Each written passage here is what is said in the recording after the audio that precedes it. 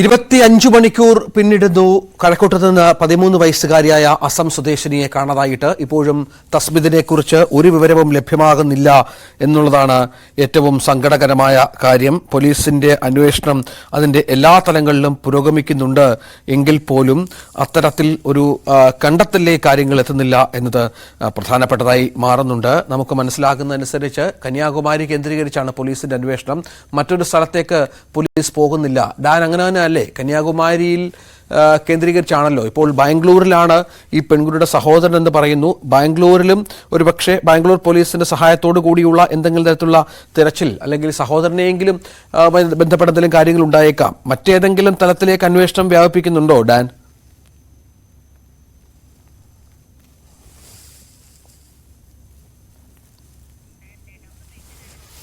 Dan Kurian വിവരങ്ങൾ പങ്കുവച്ചുകൊണ്ടിരിക്കുന്നുണ്ട്. V Arun അല്പസമയത്തിനകം ചേരുമെന്നാണ് മനസ്സിലാകുന്നത്.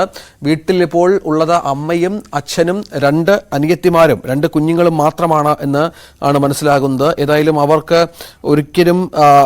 കൃത്യമായ ഒരു ധാരണ അവർക്ക് ഇതുവരെ ഇത് സംബന്ധിച്ച് നൽകാൻ പോലീസിന് സാധിക്കുന്നില്ല എന്നുള്ളതാണ് പ്രധാനപ്പെട്ട ഒരു കാര്യം. പോലീസിന് ഒരു കൃത്യമായ വിവരം അവർക്ക് നൽകാൻ സാധിക്കുന്നില്ല എന്നുള്ളതാണ്. അവരൊക്കെ വലിയ സങ്കടത്തിലും വിഷമത്തിലുമാണ്. കാരണം കഴിഞ്ഞ ഒരു ദിവസമായി ഈ പെൺകുട്ടി ായുള്ള കാത്തിരിപ്പിലാണ്. ഇന്നലെ ഏതാണ്ട് 9:30 മണിയോടുകൂടിയാണ് ഈ പെൺകുട്ടി വീട് വിട്ടു പോയത് എന്നുള്ളതാണ് ഏറ്റവും സങ്കടകരമായ കാര്യം. അതിനുശേഷം 24 മണിക്കൂറും 24 മണിക്കൂറിന് ശേഷം ഈ പരാതി കുറച്ച് കഴിഞ്ഞതിന് ശേഷമാണ് പെൺകുട്ടിയുടെ അമ്മ പരാതി നൽകുന്നത്. അതിനുശേഷം ഈ പരാതിയുമായി ബന്ധപ്പെട്ട് പോലീസിന്റെ പരിശോധനയുണ്ട്. ഏറ്റവും ഒടുവിൽ കന്യാകുമാരിയിൽ എത്തി എന്നുള്ള നിഗമനം അത് ഒരു യാത്രക്കാരി നൽകിയ ഒരു ഫോട്ടോയുടെ അടിസ്ഥാനത്തിലായിരുന്നു കന്യാകുമാരിയിൽ എത്തി എന്നുള്ള നിഗമനം ഉണ്ടായത്. അതിനനുസരിച്ച് പോലീസിന്റെ അന്വേഷണം അങ്ങോട്ടേക്ക് ചേർന്നു.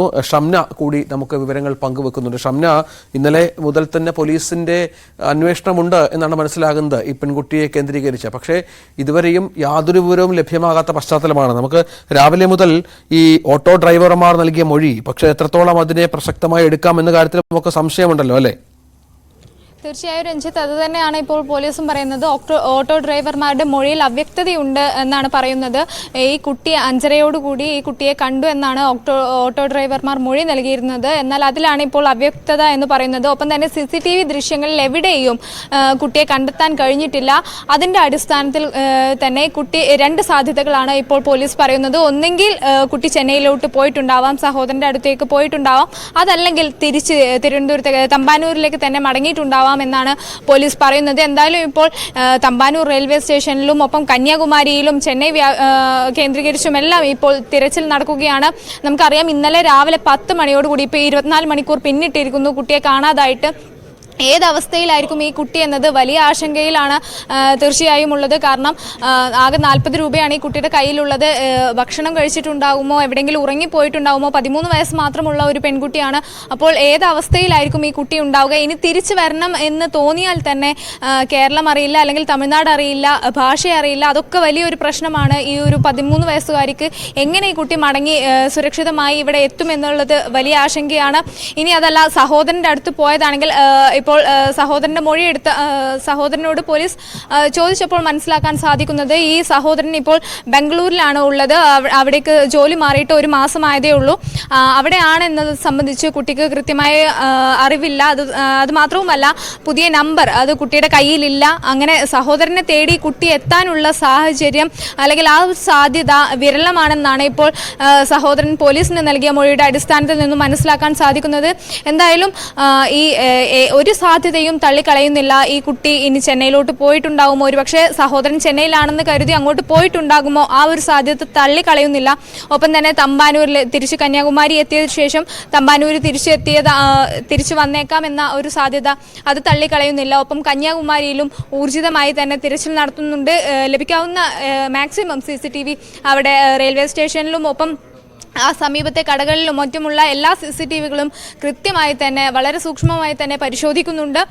എന്തായാലും ആ ഒരു നിലയിൽ അന്വേഷണം പുരോഗമിക്കുക തന്നെയാണ്. നമുക്കറിയാം 10 മണിക്ക് ഇന്നലെ കാണാതായി ഈ മൂത്ത കുട്ടിയെ തസ്മിദിനെയും ഒപ്പം തന്നെ ഇളയ കുട്ടിയെയും വീട്ടിലാക്കിയാണ് ഈ മാതാപിതാക്കൾ ജോലിക്ക് വേണ്ടി പോകുന്നത്. ഒപ്പം രണ്ടാമത്തെ കുട്ടിയെ ഇവർ കൂടെ കൂട്ടിയിരുന്നു. ഈ ഇളയ കുട്ടിയുമായി മൊബൈൽ ഫോണിന് വേണ്ടി ഒരു ഈ തസ്മിദും ഇളയ കുട്ടിയും തമ്മിൽ ഒരു ചെറിയ വഴക്കുണ്ടാവുന്നു. അതിനെ തുടർന്ന് തസ്മിത് ഈ ചെറിയ കുട്ടിയെ അടിക്കുകയും ചുണ്ടിന് മുറിവ് പറ്റി എന്നാണ് പറയുന്നത്. അതിനുശേഷം ഈ മാതാവ് ക്രൂരമായി മർദ്ദിച്ചെന്ന് പറയപ്പെടുന്നു. എന്തായാലും അതിൽ പിണങ്ങിയാണ് ആ ഒരു ക്രൂരമർദ്ദനം നേരിട്ടതിനെ തുടർന്നാണ് തസ്മിത് വീട് വിട്ട് ഇറങ്ങി എന്നാണ് ഇപ്പോൾ മനസ്സിലാക്കാൻ സാധിക്കുന്നത്. ഒപ്പം തന്നെ ഈ കുട്ടി ഇത്തരത്തിൽ നിരന്തരമായി ക്രൂരമർദ്ദനങ്ങൾക്ക് വിധേയയാകുന്നു എന്ന് പറയപ്പെടുന്നു. ഒപ്പം തന്നെ രണ്ടാം അമ്മയാണെന്നുള്ള വാദം അയൽവാസികൾ പറയുന്നു, അത് നിഷേധിക്കുന്നു. എന്തായാലും ഈ തസ്മിതിന് എന്താണ് സംഭവിച്ചത്, അവൾ എവിടെയായിരിക്കും എന്ന കാര്യത്തിൽ ഇപ്പോഴും 24 മണിക്കൂർ പിന്നിട്ടിട്ടും ഒരു കൃത്യത വന്നിട്ടില്ല. വരും മണിക്കൂറുകളിൽ അവളെ സുരക്ഷിതമായി തന്നെ നമുക്ക് കണ്ടെത്താൻ കഴിയുമെന്ന പ്രതീക്ഷയിലാണ് കേരള പോലീസും കന്യാകുമാരി പോലീസും തമിഴ്നാട് പോലീസും റെയിൽവേ ഉദ്യോഗസ്ഥരടക്കം എല്ലാവരും ഊർജിതമായി തന്നെ തിരച്ചിലിൽ ഉണ്ട്. അതുകൊണ്ട് തന്നെ വരും മണിക്കൂറുകളിൽ എത്രയും പെട്ടെന്ന് തന്നെ തസ്മിതിനെ കണ്ടെത്താൻ കഴിയുമെന്നാണ് കരുതുന്നത്. രഞ്ജിത്ത്, അതാണ് സാഹചര്യം. ഏതായാലും കണ്ടെത്താൻ കഴിയും എന്നുള്ള വിശ്വാസത്തിൽ തന്നെയാണ് ഇപ്പോഴും പോലീസ് സംഘമുള്ളത്. അതനുസരിച്ചുള്ള തെരച്ചിൽ അവിടെ പുരോഗമിക്കുന്നുണ്ട്. പക്ഷെ അപ്പോഴും ഈ CCTV ദൃശ്യങ്ങളിൽ യാതൊരു തരത്തിലുമുള്ള സൂചനകളും ഇല്ലാത്തതാണ് പ്രശ്നത്തിന് കാരണമാകുന്നത് എന്നുള്ളതാണ്.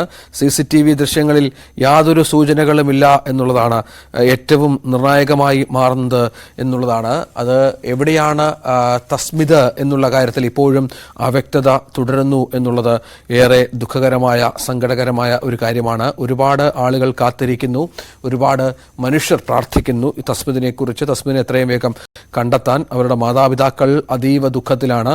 അസമീ സ്വദേശികളാണ്. ഈ പറഞ്ഞതുപോലെ ജീവിക്കാൻ വേണ്ടി കേരളത്തിൽ കഴക്കൂട്ടത്തിൽ വന്ന് താമസിച്ചിരുന്നവരാണ്. അവർക്കൊരു പക്ഷേ കുട്ടിയെ എത്രയും വേഗം കൊടുക്കേണ്ട ബാധ്യത പോലീസിനുണ്ട്. അതിനുള്ള ശ്രമങ്ങൾ ഇപ്പോൾ പുരോഗമിക്കുന്നുണ്ട്. പക്ഷേ പോലീസിന്റെ അന്വേഷണം കാര്യമായി തന്നെ കഴിഞ്ഞ 10-12 മണിക്കൂറായി തുടരുന്നുണ്ട്. എങ്കിലും ഈ കുട്ടിയിലേക്ക് എത്താനുള്ള ഒരു ലീഡ് ലഭിക്കുന്നില്ല എന്നുള്ളതാണ് ഏറ്റവും നിർണായകമായ കാര്യം എന്നുള്ളതാണ്. കുട്ടിയിലേക്ക് എത്താനുള്ള ഒരു ലീഡ് ലഭിക്കുന്നില്ല എന്നുള്ളതാണ് ഏറ്റവും നിർണായകമായ കാര്യം. അത് നേരത്തെ ആദ്യത്തെ ഒരു അവസരം കിട്ടിയത് ഈ യാത്രക്കാരി നൽകിയ ഒരു ഈ ഫോട്ടോയിൽ നിന്നായിരുന്നു. അതിനെ തുടർന്നാണ് കന്യാകുമാരിയിലേക്ക് ഈ കുട്ടി പാറശാലയിലെങ്കിലും ഇറങ്ങിക്കാണും. നെയ്യാറ്റിൻകര കഴിഞ്ഞിട്ടും ആ പെൺകുട്ടി ഉണ്ടായിരുന്നു എന്നാണ് ഈ യാത്രക്കാർ നൽകിയ മൊഴി. കാരണം ഈ ബബിത എന്ന യാത്രക്കാരി നേരെ ഇറങ്ങിയത് നെയ്യാറ്റിൻകരയിലാണ്. അതിനുശേഷം പാറശാല വരെ, നെയ്യാറ്റിൻകരയിൽ കുട്ടി ഇറങ്ങിയില്ല, പാറശാല വരെയെങ്കിലും ആ കുട്ടി ഉണ്ടായിരിക്കണം. അതിനുശേഷം എന്ത് സംഭവിച്ചു എന്ന കാര്യത്തിലാണ് ഒരു വ്യക്തത കുറവ് ഇപ്പോൾ ഉള്ളത് എന്നുള്ളതാണ്. നമുക്കത് കാത്തിരുന്ന് കാണണം ഏത് തലത്തിലായിരിക്കും ഈ പെൺകുട്ടിയെ കണ്ടെത്താനാവുക എന്ന കാര്യവുമൊക്കെ. അതൊരു പക്ഷേ എത്രയും പെട്ടെന്ന് അതിലേക്ക് എത്തിച്ചേരുമെന്നുള്ള, ഓരോ നിമിഷവും അങ്ങോട്ടേക്ക് എത്തുമെന്നുള്ള പ്രതീക്ഷയിൽ തന്നെയാണ് കാര്യങ്ങൾ ഉള്ളത് എന്നുള്ളതാണ്. കാരണം പോലീസ് 5 അംഗ സംഘം അവിടെയുണ്ട്. അവർക്ക് RPF-ന്റെയും തമിഴ്നാട് പോലീസിന്റെയും സഹായമുണ്ട്. കന്യാകുമാരിയിലെ ഓരോ മുക്കിലും മൂലയിലും പരിശോധിക്കുന്നുണ്ട്. പക്ഷേ എന്നിട്ടും പെൺകുട്ടിയെക്കുറിച്ച് ഒരു വ്യക്തമായ ധാരണ ഉണ്ടാകുന്നില്ല, വ്യക്തമായ ഒരു കണ്ടെത്തലിലേക്ക് പോകുന്നില്ല. പെൺകുട്ടി പോകാൻ സാധ്യതയുള്ള സ്ഥലങ്ങളിലെല്ലാം CCTV ദൃശ്യങ്ങൾ പരിശോധിക്കുന്നുണ്ട്. നമ്മൾ ദൃശ്യങ്ങൾ കാണുന്നത് പോലീസ് ഓരോരുത്തരെയും ഈ ഫോട്ടോ കാണിച്ച് ചോദിക്കുകയാണ്, പെൺകുട്ടിയെ കണ്ടോ, തസ്ലിനെ കണ്ടോ എന്ന കാര്യത്തിൽ ഒരു സംശയ ദൂരീകരണം നടത്തുകയാണ്. പക്ഷേ കൃത്യമായ ഒരു വിവരം പോലീസിന് കിട്ടാത്ത ഒരു പശ്ചാത്തലം കൂടി ഇതിനോട് ചേർത്ത് വായിക്കണം. അൻവർ ഹുസൈൻ, അസം സ്വദേശി അൻവർ ഹുസൈൻ്റെ മകളാണ്. അസം സ്വദേശി അൻവർ ഹുസൈൻ്റെ മകൾ തസ്മീത് തംസമിനെയാണ് കാണാതായത്. കുട്ടി കന്യാകുമാരിയിൽ ഉണ്ടെന്നുള്ള നിഗമനത്തിൽ തന്നെയാണ് ഇപ്പോൾ കാര്യങ്ങൾ മുന്നോട്ട് പോകുന്നത് എന്നാണ് മനസ്സിലാകുന്നത്. ഏതായാലും എത്രയും പെട്ടെന്ന് പെൺകുട്ടിയിലേക്ക് എത്താം എന്ന പ്രതീക്ഷയിൽ തന്നെയാണ് അന്വേഷണ സംഘവും ഉള്ളത്. ഒരുപക്ഷെ തെരച്ചിൽ വ്യാപിപ്പിച്ചേക്കാം, കൂടുതൽ പോലീസ് സംഘാംഗങ്ങൾ സ്ഥലത്ത് എത്തിയേക്കാം. ഷംന തുടരുന്നുണ്ട്. ഷംന, ചില പ്രശ്നങ്ങൾ ഉള്ളത് ഈ CCTV കേന്ദ്രീകരിച്ചുള്ള അന്വേഷണത്തിൽ പുരോഗതിയില്ല എന്നുള്ളതാണ്.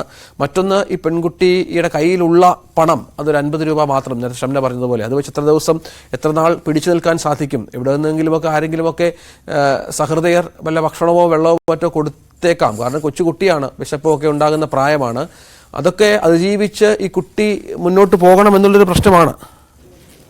തീർച്ചയായും രഞ്ജിത്ത്, അത് തന്നെയാണ് നമ്മുടെ സ്ക്രീനിൽ അടക്കം കാണിക്കുന്ന 2 നമ്പറുകൾ. എന്തെങ്കിലും വിവരം ലഭിച്ചാൽ അതിൽ അറിയിക്കണം എന്ന് തന്നെയാണ് പറയാനുള്ളത്. കാരണം നമുക്കറിയാം, ആകെ 40 രൂപ 50 രൂപയുമായിട്ടാണ് ഈ കുട്ടി വീട്ടിൽ നിന്നും ഇറങ്ങുന്നത്. അതിനുശേഷം കഴക്കൂട്ടത്തിൽ നിന്നും തമ്പാനൂർ വരെ ഈ കുട്ടി ബസ്സിൽ യാത്ര ചെയ്യുന്നു. അതിൻ്റെ ബസ് ടിക്കറ്റ് അടക്കം കുട്ടിയുടെ കയ്യിലുണ്ടെന്ന് യാത്രക്കാരിയായ ബബിത പറഞ്ഞതുമാണ്. ആ ഫോട്ടോയിൽ അത് കൃത്യമായി കാണുന്നുമുണ്ട്. അതിനുശേഷം 40 രൂപയാണ് ആ കുട്ടിയുടെ ഉള്ളതെന്നാണ് മനസ്സിലാക്കുന്നത്. ഈ 40 രൂപ കൊണ്ട് എത്ര നേരം ഈ കുട്ടിക്ക് പിടിച്ചു നിൽക്കാൻ പറ്റും, അല്ലെങ്കിൽ എത്ര ദൂരം ഈ കുട്ടിക്ക് യാത്ര ചെയ്യാൻ കഴിയും എന്നുള്ളത് വലിയൊരു ചോദ്യമാണ്. ഒപ്പം തന്നെ 24 മണിക്കൂർ പിന്നിട്ടു. വെള്ളമോ ഭക്ഷണമോ എന്തെങ്കിലും കഴിച്ചിട്ടുണ്ടാവുമോ, ഉണ്ടെങ്കിൽ തന്നെ ഈ 40 രൂപയ്ക്ക് എത്രത്തോളം ആ കുട്ടിക്ക് പിടിച്ചു നിൽക്കാൻ കഴിയും എന്നുള്ളത് വലിയൊരു ചോദ്യമാണ്. അത് വലിയൊരു ആശങ്കയാണ്. ഒപ്പം ഈ ബബിത പുറത്തുവിട്ട ഈ ചിത്രം, ബബിത എടുത്ത ഈ ഫോട്ടോ ആണ് ആകെ കൂടി പോലീസിന് ലഭിച്ച ഒരു ലീഡ് എന്ന് പറയുന്നത്. ആ ഫോട്ടോ ലഭിച്ചത് കൊണ്ട് മാത്രമാണ് ഇത്രയെങ്കിലും ഒരു അന്വേഷണത്തിന് കന്യാകുമാരിയിലോട്ടായിരിക്കാം, അല്ലെങ്കിൽ ആ ട്രെയിനിൽ ഉണ്ടായിരുന്നു, യാത്ര ചെയ്തിട്ടുണ്ട്, അത് സംബന്ധിച്ചുള്ള ഒരു കൃത്യമായ വിവരം പോലീസിന് ലഭിച്ചത്. അതിനുശേഷം പിന്നെ ഈ CCTV ദൃശ്യങ്ങളിലടക്കം ഒരു വിവരവും ലഭിക്കാത്തതിൻ്റെ അടിസ്ഥാനത്തിൽ തന്നെ ഇനി എങ്ങോട്ടായിരിക്കും ഈ ഒരു അന്വേഷണത്തിൻ്റെ ദിശ പോകുന്നത്, അല്ലെങ്കിൽ എവിടെ കേന്ദ്രീകരിച്ചായിരിക്കും കുറച്ചുകൂടി ഊർജിതമായ തിരച്ചിൽ നടത്തേണ്ടത് എന്നൊക്കെ വലിയ ആശങ്കയാണ്.